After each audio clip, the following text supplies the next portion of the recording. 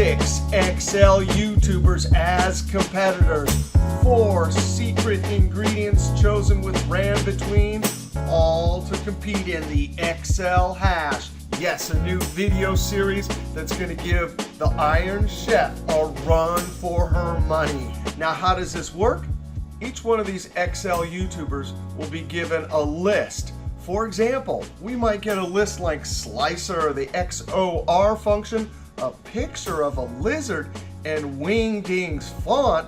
And then we have to use these ingredients in an Excel solution, and then each one of us will post our video.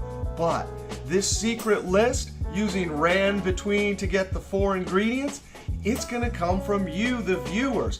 Post your ingredient suggestions below in the YouTube comments, and then in about a month, we'll have 6 Excel hash videos all posted on the same day. And yes, this is going to be the Iron Chef of the Excel YouTube world. All right, post those suggestions. We'll see you next video.